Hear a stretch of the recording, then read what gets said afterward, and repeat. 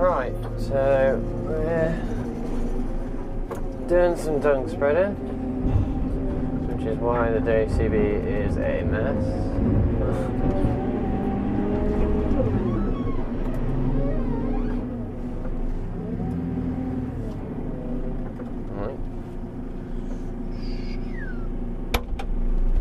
Right. Yeah, you right? Right.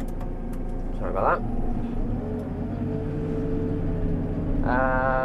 Yeah, I was saying we're just spreading the dung.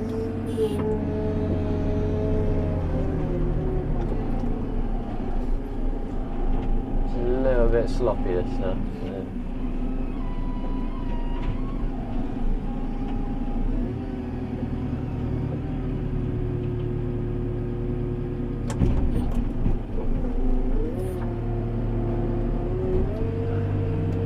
Now, if someone's asked to show how to drive this, I will do a separate video on how to drive it once it's a bit cleaner and you can actually see the buttons. But for the moment, you know, we're dung spreading, so there's no point really just cleaning it off all the time. I mean, I clean the tractors off after I use them, just because it's something I try to keep up with. You know, try and wash them off after you use them, and then they keep maintained better. And then before you use them in the day, you give them a good grease in, check the oils and everything, and you know, just a bit of maintenance just sort of prolongs the life of the tractors a bit better.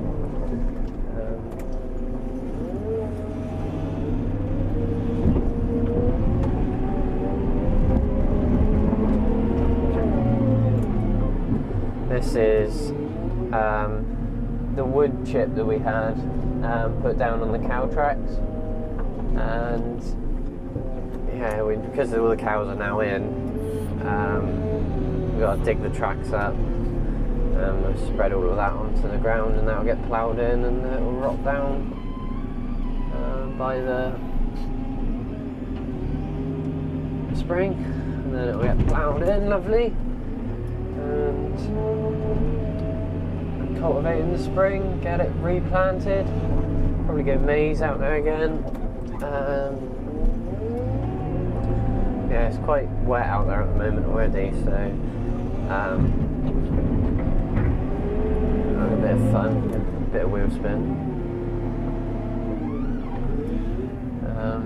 But unfortunately we don't get dry ground, so it's got to go out. So we just have to sort of go out and do what we can do.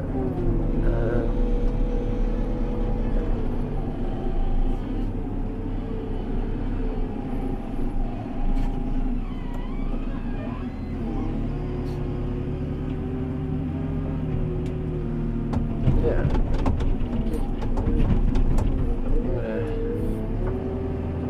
Put GoPro on outside in a minute, so you can have a watch what's going on outside with the boom and everything.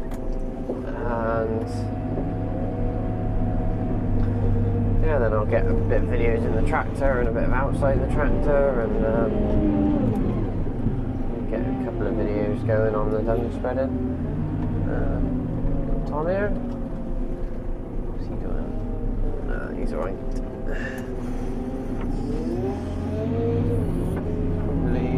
Probably wants this at some point.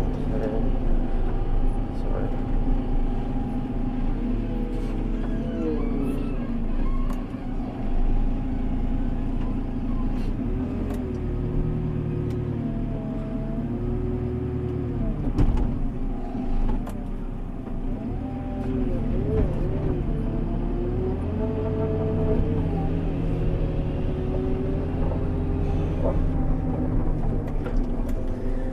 Always got to make sure you're looking around, you don't want to squash people.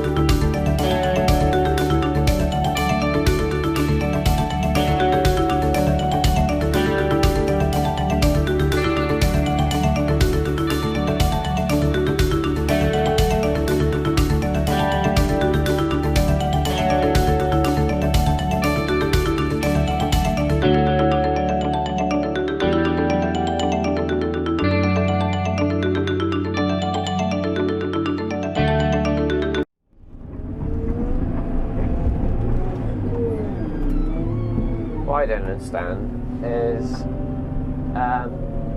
when I was at college, I did the telehandler and forklift test and examination, so I got a certificate saying I can drive them, you know, overly qualified and all that.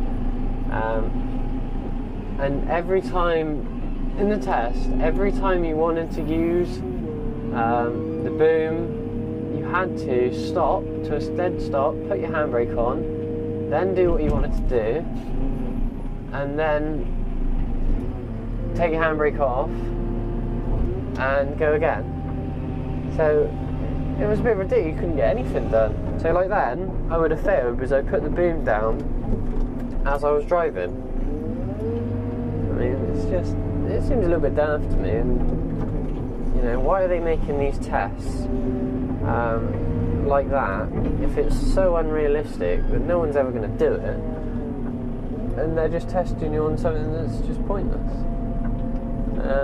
They're better off, you know, testing how safe you drive realistically, so using the boom, you know, don't lift it too high when you're going around corners and things. But literally, I'd have to go like this, stop, put the handbrake on, move the boom, do this, and then say I ran out of boom length, I'd have to take the handbrake off, go forward a little bit, stop, put the handbrake on, and then carry on. It's just, you know, everything would take forever, you never get anything done. So I just didn't understand, you know, fair enough, it might be safer, whatever, but, you know, if you got your foot on the brake, you're not going to go anywhere, are you? Let's be honest. As long as you've been sensible. I mean, fair enough, they do, you know, pin you on, you've got to look in your mirrors, you've got to look in your blind spots, blah, blah, blah, which, you know, that's fair enough, and you should do that. But, you know, putting your handbrake on every time you want to touch the boom, literally, if I had to just tweak it up like that, I'd have to put the handbrake on. Just daft. There we are. Right, anyways, I'll leave this video here, and I'll see you next time. Cheers.